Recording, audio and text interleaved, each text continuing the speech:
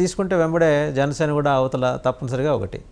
Advocate general మీరైతే additional advocate general Janasena, ఫలానా కార్పొరేషన్లో ఒక చైర్మన్ మీరైతే వైస్ చైర్మన్ వాళ్ళు. మీరేనా బీజేపీకి కూడా ఇచ్చేది ఏమన్నా ఉందా సార్? లేదా మీరే సరిపోక మళ్ళీ బీజేపీ ఏంటంటారు? చంద్రబాబు నాయుడు గారి యొక్క దూరదృష్టితో ఇక్కడ ఏం జరిగిందంటే, బీజేపీతో కానీ పవన్ కళ్యాణ్ గారితో కానీ పొత్తు పెట్టుకోవడం, కూటమిగా ఏర్పడడం, అధిక సీట్లు సాధించడం, నెగ్గినటువంటి పోటీ చేసినటువంటి 21కి 21. ఎందుకంటే పవన్ కళ్యాణ్ గారిని అయితే మరి అసెంబ్లీ గేటు కూడా తాకనివ్వని చెప్పేసి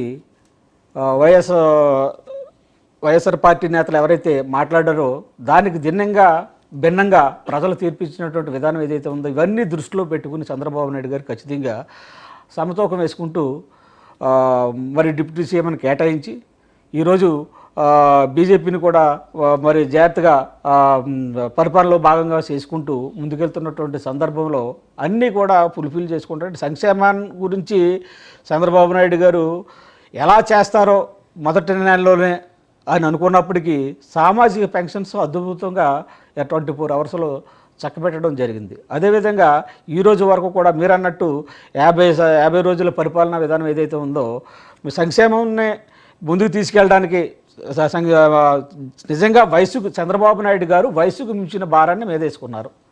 అక్కడ అమరావతిని రాజధాని కాకుండా 3 రాజధానుల ఆటలతో జగన్మోహన్ రెడ్డి గారు కాలయాపన చేసుకుంటూ ఈరోజు 3 రాజధానుల గురించి కూడా మాట్లాడినటువంటి పరిస్థితులు వాళ్ళు ఎలాగైతే వెనకెళ్ళిపోయారో ఈరోజు అమరావతిని ఏ విధంగా ముందుకు తీసుకెళ్ళి డెవలప్ చేసి ప్రజలకు చూపించాలో ప్రజలకు ఇచ్చిన మాట సింగిల్ రాజధానిగా దీన్ని తీసుకెళ్లాలన్న మాట చంద్రబాబు నాయుడు గారు దృష్టిలో పెట్టుకుని పరిపాలిస్తున్న విధానాన్ని ఈ 50 రోజుల్లో మనం చూసుకుంటూ, అంతేకాకుండా సంక్షేమాన్ని ఎక్కడ కూడా ఆయన విడిచిపెట్టే ప్రయత్నం లేదు. చెప్పాను కదా ఇందాక, గతంలో మూసేసినట్టు అన్నా క్యాంటీన్ ఎలా తీసుకొచ్చారు ఈరోజు ఎదరికి. రేపు ఫ్రీ బస్ 1వ తారీఖు నుంచి చంద్రబాబు నాయుడు గారు ప్లాన్ చేసుకుంటున్నారు. ఖచ్చితంగా అది కూడా జరగాలని చెప్పేసి అనుకుంటున్నాం. ఖచ్చితంగా అది కూడా జరుగుతుందని అనుకుంటున్నాం. ఖచ్చితంగా మీది కూటమి ప్రభుత్వం, మీకు ఎంత కావాలంటే అంత అప్పివ్వటానికి నిర్మలా సీతారామన్ గారు మీరు అడగనోళ్ళదే ఆలస్యం అన్నట్టు ఆవిడ ఊవిళ్ళూరుతూ ఉన్నారు కేంద్ర ఆర్థిక మంత్రి. మనకి గ్రాంట్ల విషయం పక్కన పెట్టి అప్పులు ఎంత కావాలంటే అంత ఇస్తాం, 15,000 కోట్లు ఇస్తాం ఉంటున్నారు. గ్రాంట్ గురించి మాట్లాడరు. మీకు అంత సౌకర్యము వెసులుబాటు ఉన్న కూటమిని లీడ్ చేసే బీజేపీ కేంద్రంలో ఉన్నప్పుడు మీరు అప్పు అడిగి తీసుకొని బస్సుల్లో కూడా మహిళలకి ఉచిత బస్సు సౌకర్యం కల్పించవచ్చు కదా. ఎలాగూ తీసుకునేది అప్పే, గ్రాంట్ వాళ్ళు ఇవ్వరు, తెలిసిపోయింది. 10 ఏళ్ల తర్వాత కూడా వాళ్ళు ఇంకా శుద్ధ పలుకులు పలుకుతున్నారు కేంద్రంలో. మీకేమో మొహమాటం, వాళ్ళని ఏం అనలేరు. మీరు 20 దాటి ఎంపీలు తెచ్చుకున్నటువంటి జగన్మోహన్ రెడ్డి గారు ఆయన అధికారంలో రాకముందు అధిక ఎంపీలు అధిక ఎమ్మెల్యేలు ఆయన వదిలేయండి. జగన్మోహన్ రెడ్డి ఒక చరిత్ర అయిపోయింది. జగన్మోహన్ రెడ్డి చరిత్ర. చంద్రబాబు నాయుడు మీరు వర్తమానంలో ఉన్నారు. ఆయన అన్ని ఉండి కూడా ప్రతిపక్షంలో ఉండి కూడా ఆ రోజు బీజేపీ మీద ఏమీ మాట్లాడలేనటువంటి పరిస్థితి. ఎందుకంటే దొంగచాటు కాపురం చేసినటువంటి జగన్మోహన్ రెడ్డి ఆ రోజు. కానీ ఈ రోజు మాకు అలా లేదు. చంద్రబాబు నాయుడు డైరెక్ట్గా వాళ్ళతో పొత్తులో ఉన్నాం. మేము పొత్తులో ఉన్నప్పుడు వాళ్ళని ఏ విధంగా రాబట్టుకోవాలో, ఆంధ్రప్రదేశ్ ఏ విధంగా నష్టపోయిందో, విడిపోయిన ఆంధ్రప్రదేశ్కి ఏ విధమైన నష్టం జరిగిందో మరి అక్కడ ఉన్నటువంటి కేంద్ర మంత్రులకు వివరించాలి. ప్రధానమంత్రికి ఆల్రెడీ ఇక్కడ విషయాలన్నీ తెలుసు. ఆ విధమైన నిర్మలా సీతారామన్ గారు కూడా మనకు సంబంధించినటువంటి తెలుగు వాళ్ళకి సంబంధించినటువంటి మరి కోడలు కాబట్టి ఆవిడ కూడా మనకు ఖచ్చితంగా ఆంధ్రప్రదేశ్కి మంచిగా గుర్తింపించి మంచి నిధులే ఇస్తుందని చెప్పేసి మేము కోరుకుంటూ ఉన్నాం. భవిష్యత్తులో జరగాలని కూడా ఆశిస్తూనే ఉంటాడు చంద్రబాబు నాయుడు. ఆ విధమైన లోగడ వాళ్ళు ఏం అడగలేనటువంటి పరిస్థితి. మేము అడగడానికి ఈరోజు మాకు అంతా బలం ఉన్నప్పటికీ కూడా వాళ్ళతో కలిసి ఉన్నటువంటి పరిస్థితుల్లో ఖచ్చితంగా step by step Chandrababu Naidu గారు ఎక్కడా ఏ పైసా కూడా వదలకుండా, ఏ అవకాశాన్ని కూడా వదులుకోకుండా ప్రతి విషయాన్ని సద్వినియోగం చేసుకుంటూ పరిపాలన ముందుకు తీసుకెళ్తూ మరి వారి ముందున్నటువంటి విషయాలు చూడండి.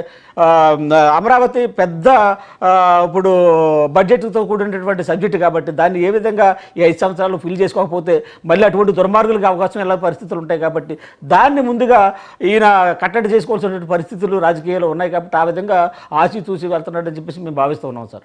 బీహార్కి 26,000 కోట్ల రూపాయలు గ్రాంట్ ఇచ్చారు. మనకి 15 కోట్ల రూపాయలు అప్పులు ఇవ్వటం కాదు, ఇప్పిస్తాము అన్నారు. వాళ్ళు ఇవ్వటం అనేది కాదట. అసలు ఇప్పించడం ఏంటి?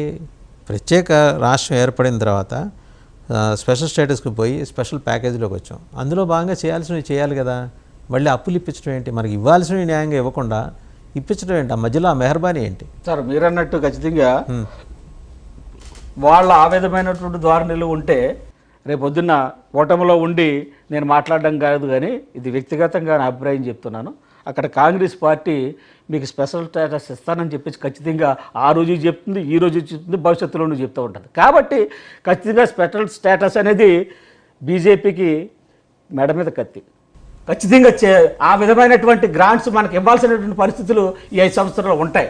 ఆ విధంగానే చంద్రబాబు నాయుడు గారు దాన్ని సాధిస్తారని చెప్పేసి అది గొప్ప, లేకపోతే ఏ విధంగా గ్రాంట్స్ అనే పొద్దున్న భవిష్యత్తులో ఎలాగెళ్తుందని చెప్పేసి మనకి ఎమర్జెన్సీ కావాలి ఇక్కడ.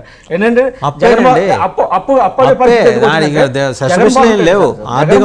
స్పష్టంగా చెప్పారు,